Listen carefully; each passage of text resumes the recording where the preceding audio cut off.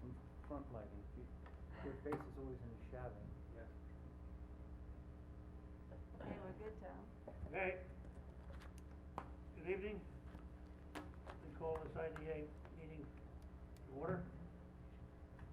5:02. At 5:02 p.m. And first, I'd like to have a motion to consider proposed agenda. You can make a motion. Second?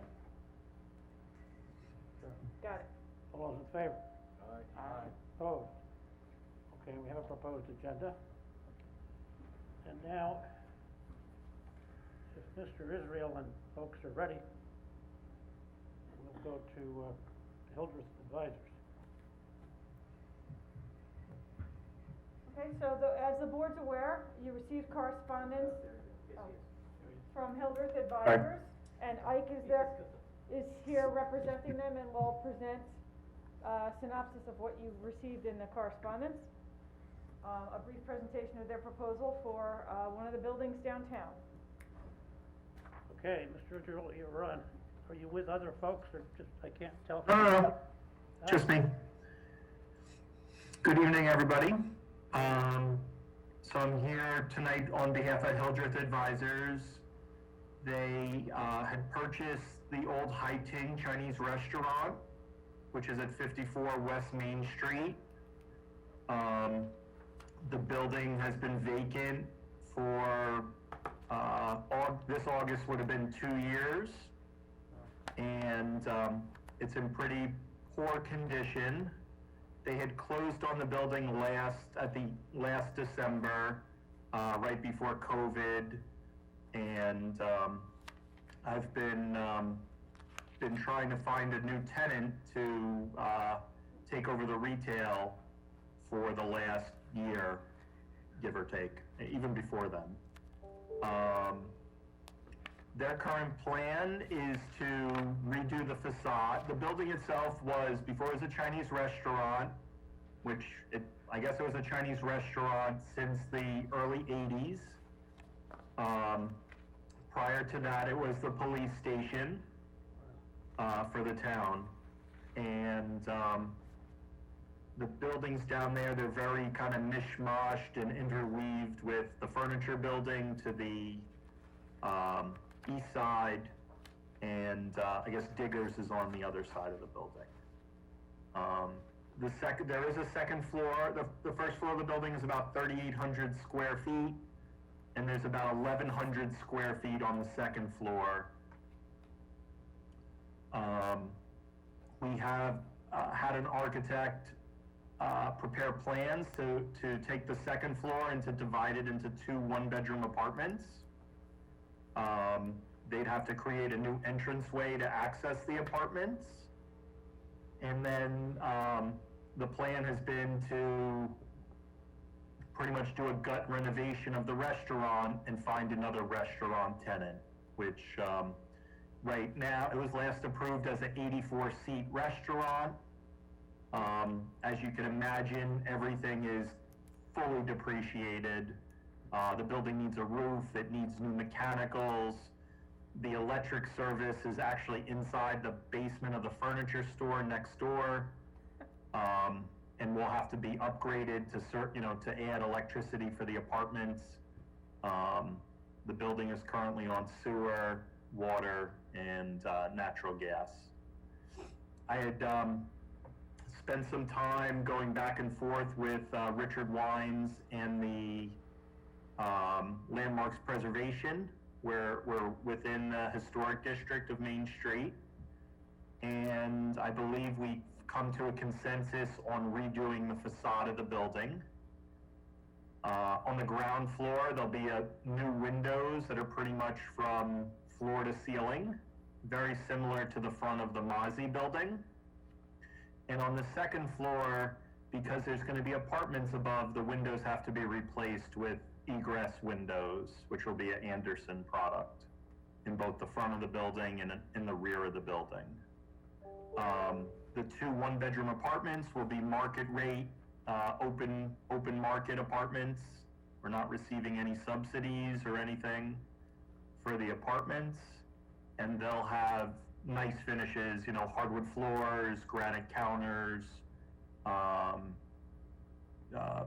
say medium to high-end finishes. So it's taken a while, but we believe we've secured a new restaurant tenant for the ground floor, and we're currently in letter of intent negotiations with, and we've seemed to have come to terms with the majority of the business terms. The person was last the executive chef at, I'm just drawing a blank. Blackstone, the steakhouse in Melville. Does that sound right? Yes. I think so. Yep. So he was the executive chef there. He was also the executive chef at the Dory in Shelter Island. And he also has a food truck business as well, which I don't know the name of. And he's planning a international cuisine, and would also like to have live music and try to make it an interesting place for people to go with some kind of entertainment component. Because of the residential on the second floor, we're gonna have to install a sprinkler system throughout the building. That's a significant cost. Central station fire alarm as well. We're still working on the budget as the total project, but I believe that they have the building they had purchased for $475,000, and I believe they're going to end up investing around $500,000 into the building. One of the reasons we did have ahead of time, we did speak to Tracy about the possibility of coming to you guys before. The seller really wanted a quick deal, and they didn't want to wait as far as the timing for getting IDA approval.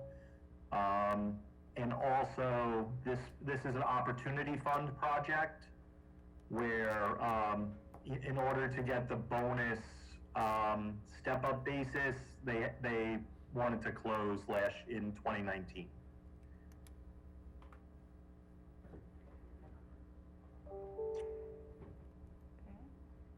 I just want to see if I missed any other components.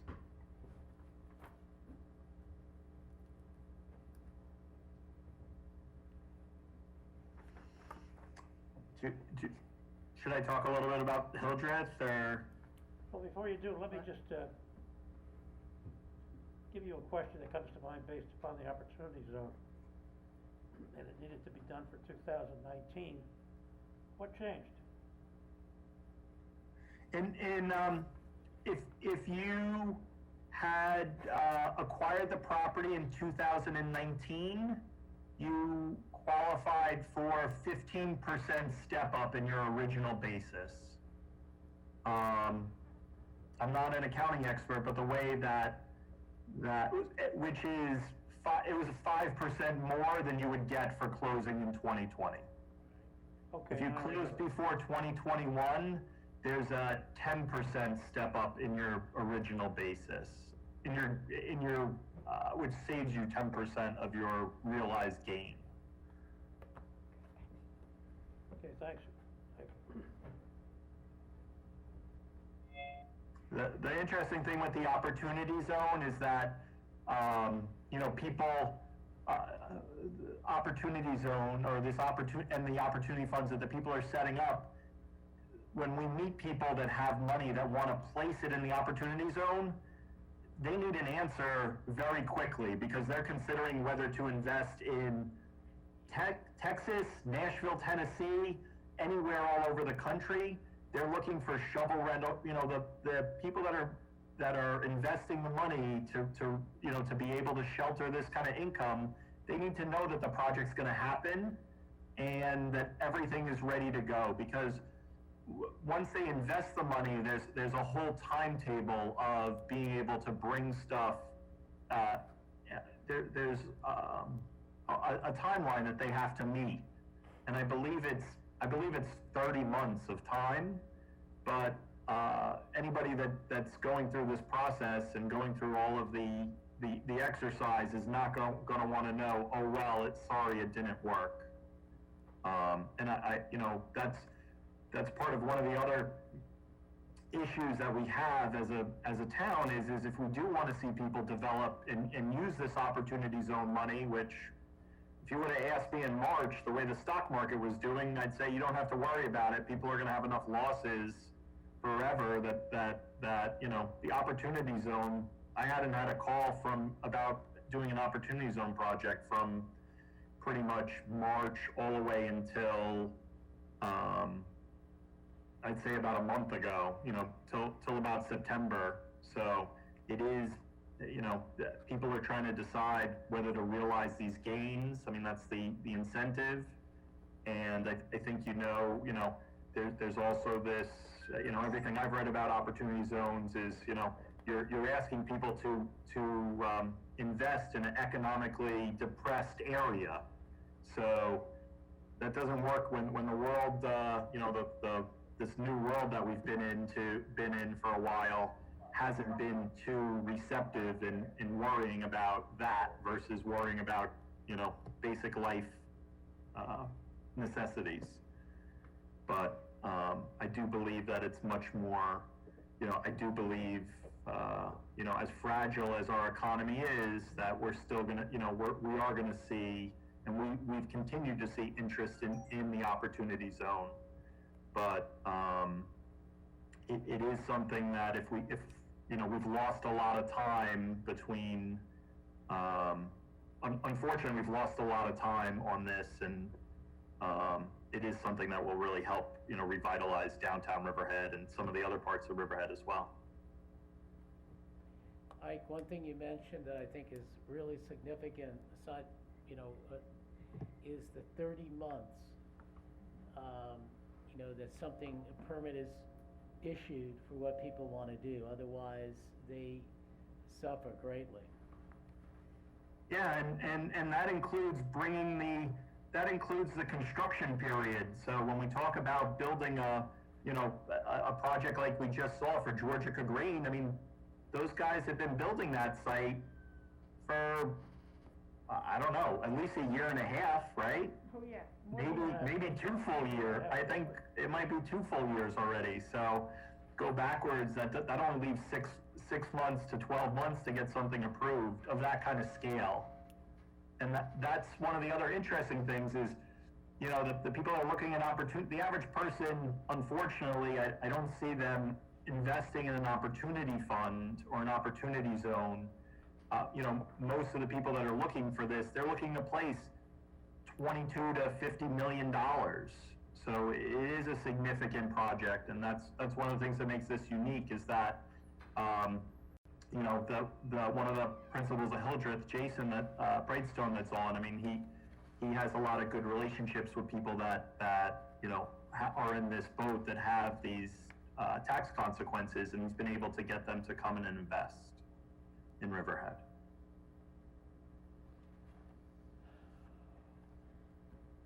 So Jason is on? Jason, are you on? I see. I'm here. Hi, guys. Okay. Jason is one of the principals with the group. And Jason, maybe you want to give a little history of Hildreth Advisors? Yes, please. Good. Sure. Me and my partner David Shorenstein run Hildreth Advisors. David's been doing real estate development for 17 years. Started mostly in the city and bought and sold a number of properties in Brooklyn and, call it between 2008 to 2015. A lot of buildings that are pretty similar to what we own in Riverhead, 2s over 1, 6 families, 3 over 1s. And we've really gotten out of the city and moved to Long Island and have been acquiring properties for the last 2 years.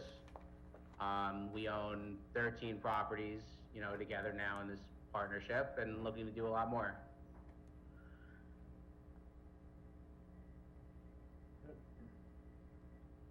that's helpful, what you're looking for. Did I answer your question? Yeah. Yes. And how long has Hildreth Advisors been, an entity in and of itself? When did you? About 2.5 years. Okay. So, Jason, the 13 properties that you own, I'm just curious, you know, are they all in Riverhead, or are they spread out around Long Island? We own 3 properties in Riverhead, and then the rest are spread out. We own property in Southampton, town of Huntington, Hempstead, Mineola. Are any of those other properties in the opportunity zones in those locations except for Southampton? Nope, only 1 property in the opportunity zone in Hempstead. And how are Oh, they, the ones in Riverhead are all, I think, within the opportunity zone. Yes. and how is Hempstead, dealing with the opportunity zone? Are they pretty efficient and moving you through quickly? Well, we're not really developing there. We own a strip center near the train station. And the opportunity, we didn't set up an opportunity zone fund for that property, but, you know, I think you can get building permits there for simple things. I haven't seen them pull off anything, you know, of any kind of scale or size or complexity since their project fell apart 5 or 6 years ago. They had a big project. They sold all the municipal lots to a developer and then just didn't go anywhere. Thank you. This building was originally the, police station I know, you said I that. remember it. in the town of Riverhead. And, I've been working with Ike. He advised me that they had to take site control before the end of the year. And, we've been working on what type of project it would be, and he finally, had a few, new business ideas for the location, but this one hopefully will come through, and it would be a new entity, a new business, and a new restaurant, to Riverhead with the 2 apartments above. So, and with the opportunity zone, it's my understanding the property has to be improved by 70% in order to take advantage of the benefit, correct? The value of the improvements has to be improved by, I forget the exact percentage, something like that. I believe it's the difference, so it's kind of what Tracy said, but it's whatever the value of the current improvements are has to be doubled. So if the land is 25%, and the existing building is 75%, then they would basically have to put another 75% into the building. There are some vacancies, I can't remember how long, if it's, sorry, Jason. Yeah, I think in practice, it's more like 50-50, land to value of improvements. Go ahead, Ike. No, I was just gonna say, and so we're gonna exceed that, ratio, so it will qualify. We won't have an issue qualifying. And so there is no application currently that's been Yeah, completed? they're working on it. Okay. Ike, why don't you talk about the timeline? So, our goal is to have this existing restaurateur, on board. And, I've already gone to the historic board. I do need to submit for a building permit. We're working within the existing footprint of the building, and, we are changing the facade. So I had gotten a head start with Richard Wines just to make sure that I could appease them before the architect went too crazy. So I kind of did that a little bit out of order, but just because I needed their help and their feedback, this way I can push that through as quickly as possible.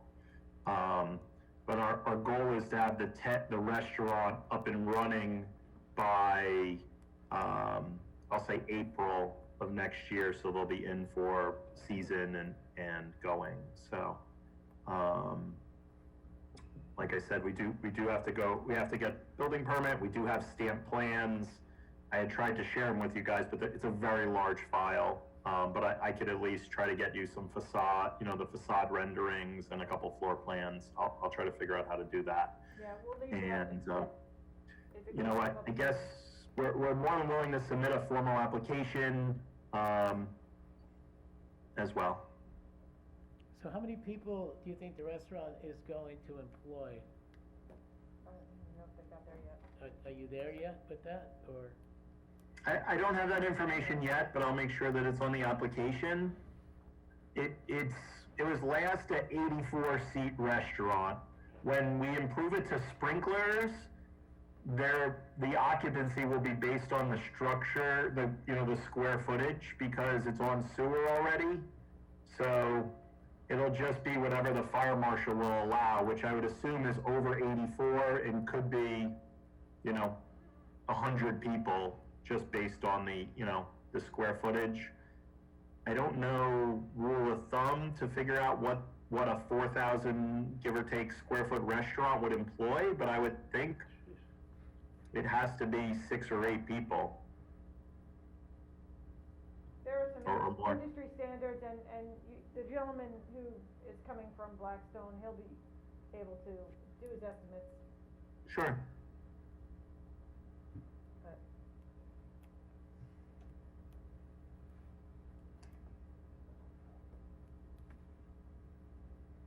All good? Anything else from anybody? Thank you, Ike, thank you, Jason, for Thanks. getting Thanks on. for Alright, you guys, appreciate it. your consideration. Thanks, we look forward to getting your Yes, application. we'll be talking to you Okay, again. thank you. Are we talking about this other thing with Ike as well? At the end of the meeting. Oh, at the end, so you can hang around? Sure. No, he's not going to be here for that. Oh, okay. I will present that. Oh, okay. All right, so next, I have to go back to, item 3, 3, right. because I skipped it to get to the presentation. So I need a motion to consider the minutes of October 5th, 2020. I'll make a motion. Thank you. Second? Second. Any questions, changes? All those in favor, aye? Aye. Opposed? Enjoyed the minutes of 10-5 were approved. And we're on to correspondence, if any, None, sir. okay?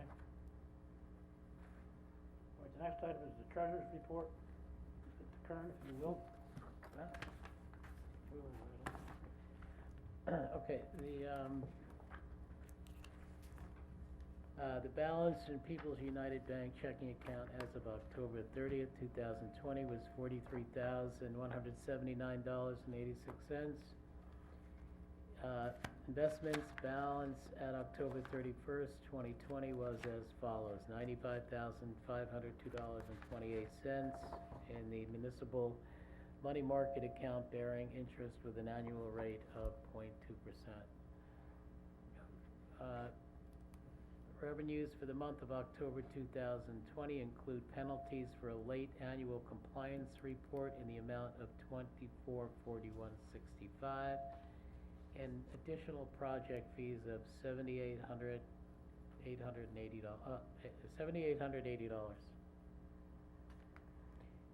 Expenses paid for the month of October 2020 total $20,344.97. I'll make a motion to approve the treasurer's report. We have a second? I'll second. Any questions? Advice? Okay, all those in favor, aye? Aye. Aye. Opposed? Thank you, Mr. Treasurer, the treasurer's report is approved. Now we're gonna go on to, Committee? yeah, won't find it on that page, then. There we go. We'll start with the audit meeting, so to do that, I have to, ask you to give me a motion to I'll make the motion. Recess this meeting. recess. Thank you. I'll make the motion to recess. Second. Second, all those in favor, aye? Aye. Now we need one to open the audit committee. A motion, please. I'll make the motion. Thank you. Second. All those in favor, aye? Aye. We're now into the audit committee, and I've asked our executive director to fill us in. It'll be very brief. As per usual, we received engagement letters from our auditor, Jones Little and Company.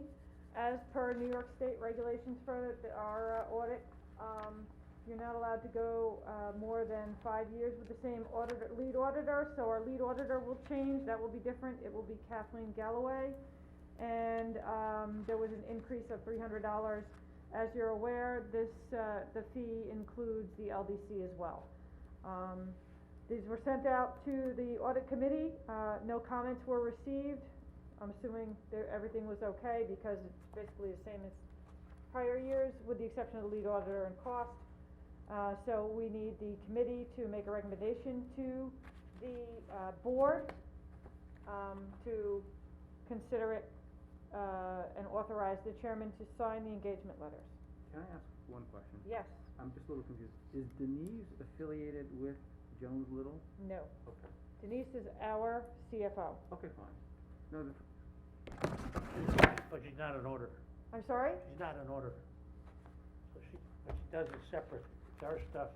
The Yeah, auditor is. yeah, we hire her as our CFO, and Jones Little is separately Mhm. engaged. so in the context of the audit engagement letter then, all of the language in terms of what our responsibilities are in terms of reporting to the auditors, that basically falls on Denise's shoulders in terms of Denise and mine, preparing all that information? right. Okay, I do a portion of it, Denise does a portion of it. okay. Mhm. Okay. So from the committee members, Tom, I'll make the motion. okay, I'll second. All those in favor, aye? Aye. and that was to recommend to the board, authorization for the Yes. chairman to sign. Yes. And now you may close this Close committee the, meeting? Audit committee, need a motion to do that? Motion, thank you. Second? Second. All those in favor, aye? Aye. Aye. All right, that's closed. Now we have to, reopen the IDA meeting. I'll make the motion to Thank reopen. you. Second. Who was that second? Jim? Bob. Oh, Bob? All those in favor, aye? Aye. Aye. Okay, we're back into the IDA meeting. There is no committee report for governance No. or finance. No, but I say we have drafts of the new compliance report, we're getting there. Good. Any old business? No? No, sir. Okay.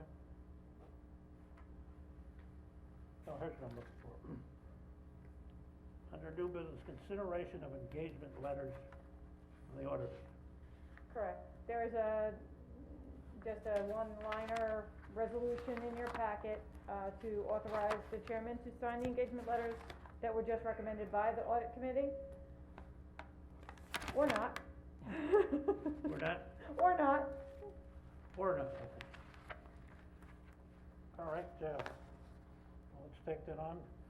Review and consideration of engagement letters from auditors. The motion to discuss and accept. No, we did it in committee, Yes. for the Oh, committee wait a to minute, I'll make a recommend. motion. Yeah, thank you. I'm sorry, okay. I'll second. All those in favor, aye. Aye. All right, I'll sign it. Yeah, it's confusing, It's in you've here been doing it somewhere. twice. Yeah. Okay. And consideration of request for pilot amendment.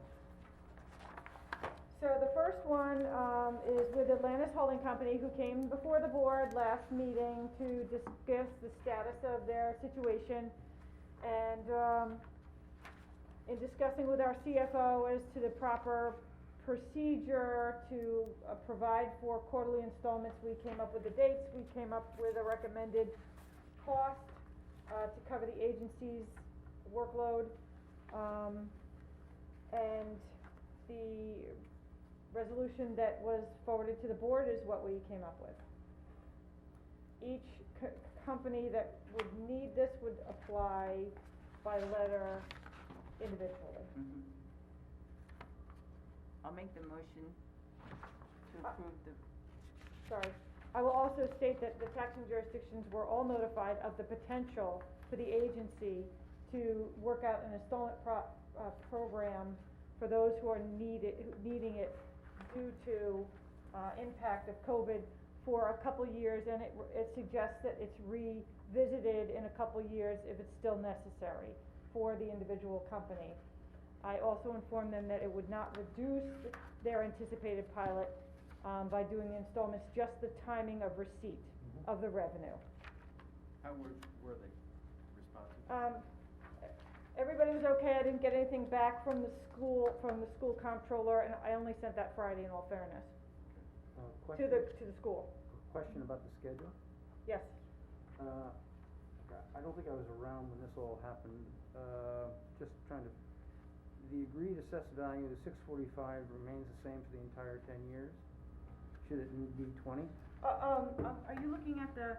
the Atlantis? Oh, Holdings? okay, so I put a pilot worksheet in your, just to give you an idea of what their pilot is. This changes every year. Okay. So it would be in 4 equal parts, whatever the pilot is for that year.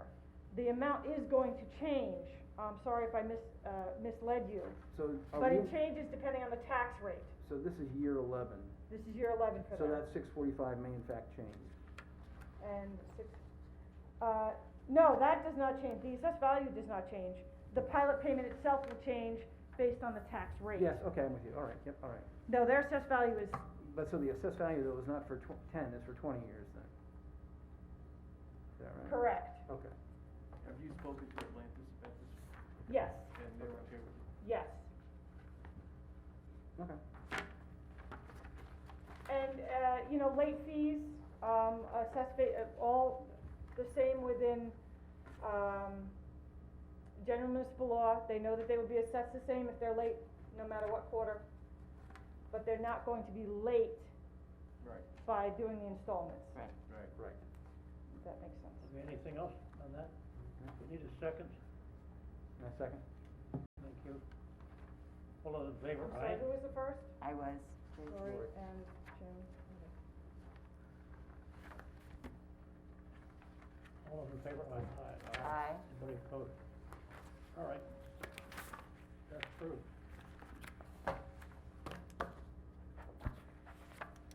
Any other new business? Yes, so a second, request came in, from 30 West Main, and I forwarded the correspondence.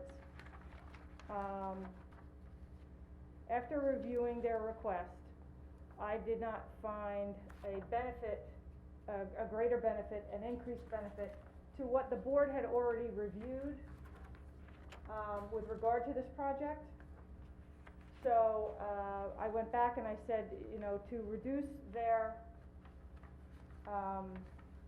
they were asking to reduce the pilot and include the 3rd floor.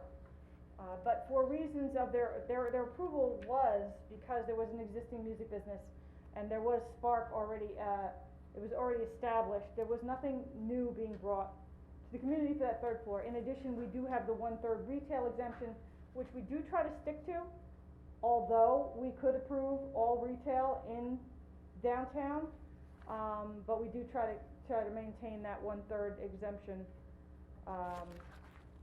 with our retail portion of our buildings.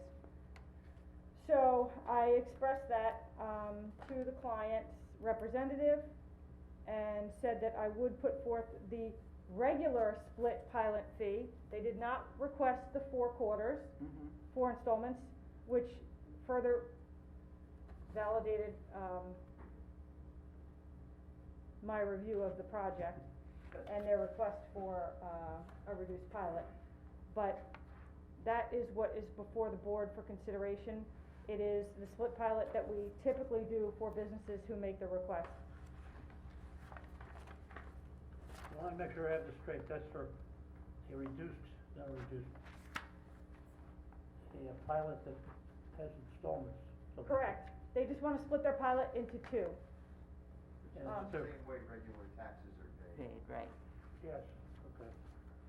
But I did forward the correspondence at the request of the client.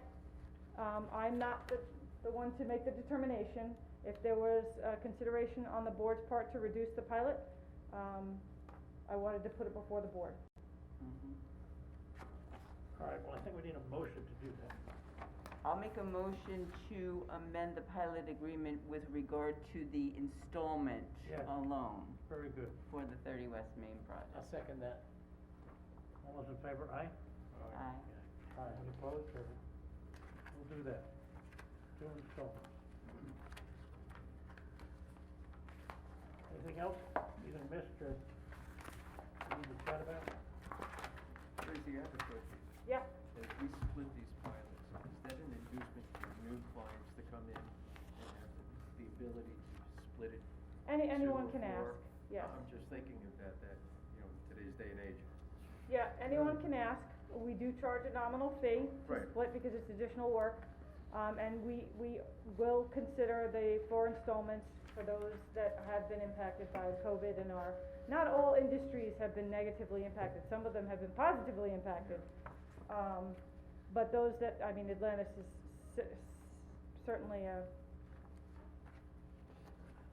organization deserving of the quarterly installments. And we hope that Yeah. helped, that's enough to help. They were dramatically impacted. Absolutely. And Okay, that is all I have. knowing of no other new business, or whatever, it's time to adjourn, so, I'll make the motion. thank you. Second, I'll second. adjourn at, what time, Tracy? What time, 5:38. At 5:38 p.m. Thank you all. Yeah. I thought I had attached